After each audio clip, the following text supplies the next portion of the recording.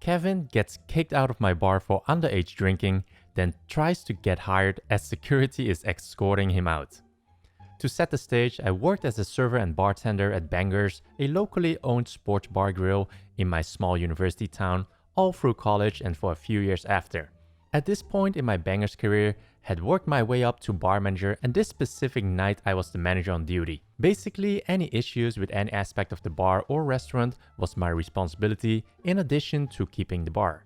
Because Bangers was a restaurant, we did not ID at the door, and it was the servers or bartender's job to ID anyone who looked under 40, standard in my state, who ordered an alcoholic beverage, important later.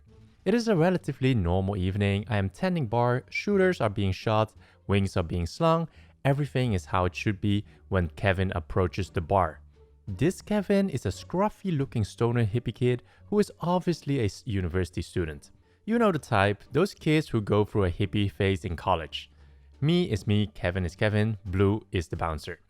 Kevin walks up to the bar. Me. Hey there, can I get you something? Kevin. Yeah, I'll have a pint of porter and 2 shots of Gravel. Me. Okay, sounds good. Salt and lime. I'll need your ID and the ID of whoever the other shot is for. Kevin. Well, we've been here. We just closed our tab out on the patio. The waitress out there already ID'd us. I actually believed this at first because I made a few server tickets that evening with the same order, a pint of porter and 2 shots of Gravel. Me, okay, I understand, but I haven't seen your ID, so I still need to see it before I can serve you. Kevin suddenly starts to look a little nervous, which is confusing to me because I was pretty sure he had already been ordering from the patio server. I know some folks get annoyed by the double IDing when a new tab is started, but it's generally not a big deal. And really, when you are 21 and 3 months, how do you really justify getting mad about being carded? Kevin hesitates but does pull out his wallet and hand me his driver license, but immediately tries to snatch it back from me. Unfortunately for this Kevin, I was too fast for him, stepped back out of the arm's reach before he could grab it, and proceed to thoroughly examine his driver's license. The photo, yep, it's the same dude. I turn the card under the light, the holograms are there, I run my thumbnail under the corner and it is properly sealed, indicating it hadn't been laminated over, common in DIY fake IDs. Then I look at the birth date. He isn't of age. He just handed me his real underage ID. Dude is only 20 years old and just turned 20 a few months prior. I am speculating, but I think Kevin thought no one will suspect that I am underage if I show them my actual ID. I'll just grab it back from them before they have a chance to actually look to date of birth. The bad sad thing is he had tried this same trick on the patio server and it had worked. Both he and his drinking companion were underage, had showed the server their real underage IDs, and she served them. She did end up losing her job over this, was not the first major mistake she had made in her 2 months working here. How does this make him a Kevin, you may ask? This part is not what makes him the Kevin. The part that makes him a Kevin is the rest of the story. He immediately tries to argue with me that he is 21 and I am not doing that math properly. I'm thinking to myself, is this really happening? Is this stoner kid trying to gaslight me into not knowing what year it is? He is trying, it is not working.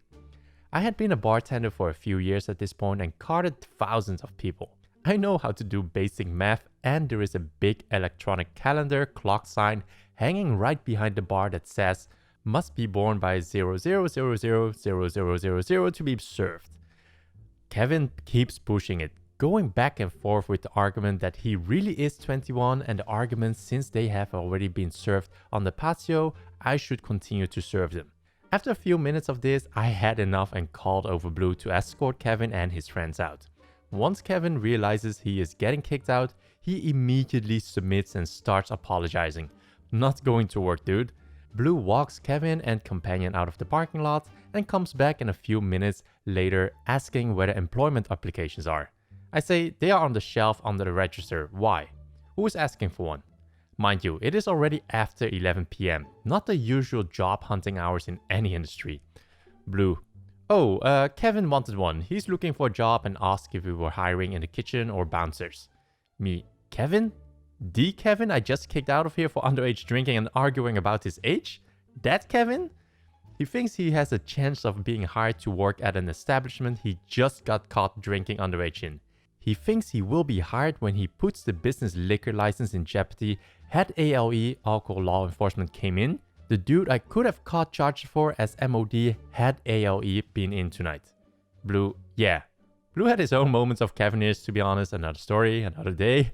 Me, oh my god, what kind of idiot thinks it's a good idea to ask for a job after just breaking the law in business he is trying to get hired to? Blue, I know. It is finally clicking with Blue how ridiculous this request was and starts shaking his head. I am super frustrated at this point and just overwhelmed by how freaking delusional and idiotic this guy must be. Me, yeah, we are taking applications, I said to Blue through gritted teeth. Take him an application, I don't give a F.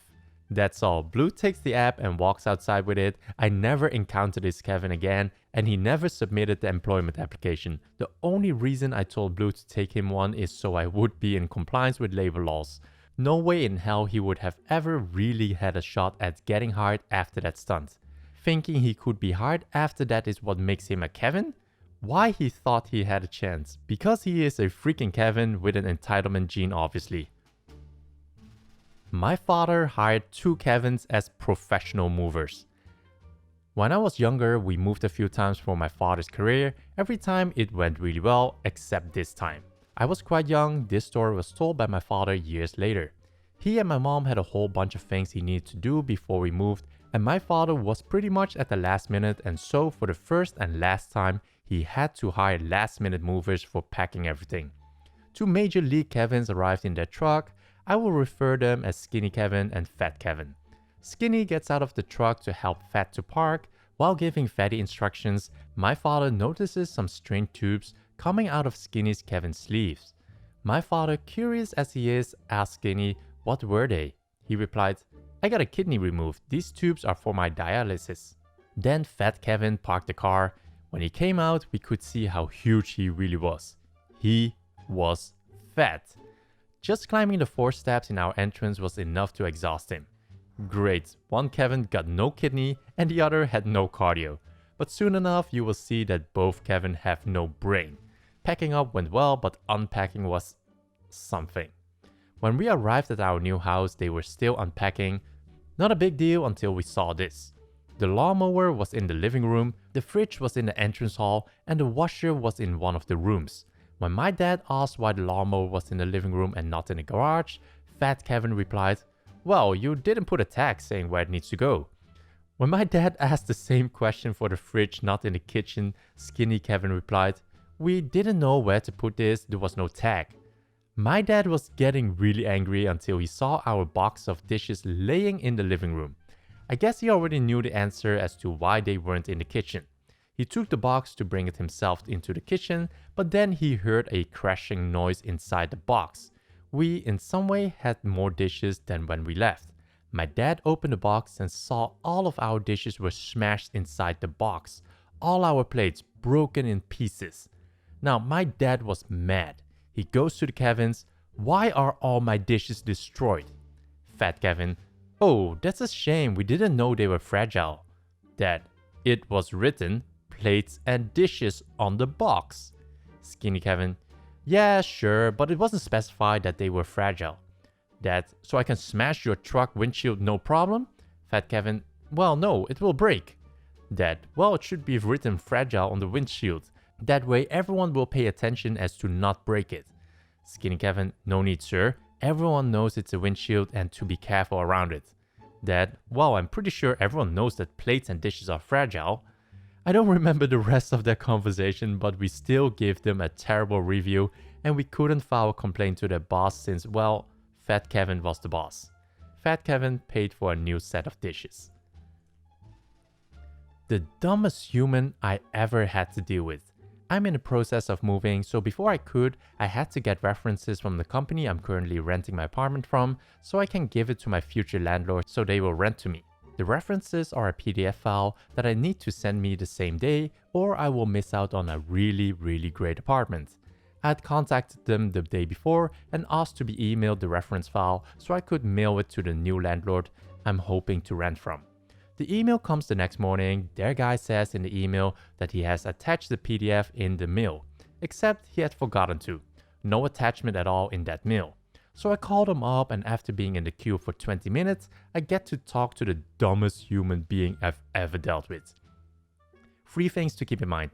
It's year 2020. She is a young person and works in an office. So I tell her their guy forgot to attach the file to the email. She clickety-clacks on the keyboard and says, "No, he didn't forget. It's right there in the mail." So I open my Gmail in another browser just in case, and nope. No attachment. So then she says she will email it to me again. When her email comes, she had still not attached the PDF file to the email. Just send it as a link URL, which wouldn't have been a problem, except I need a username and password to access this file online. A username and a password that only employees of her company get.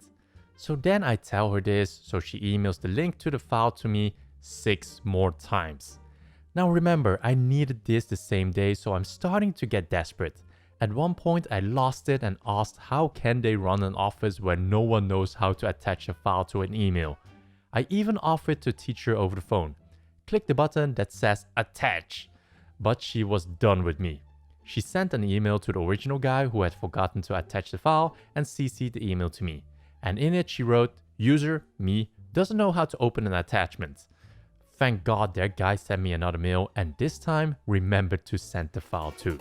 So those were the stories for today's video. If you enjoyed this and want to watch more videos, then click here for more stories or go check out the info cards in the right corner for more videos.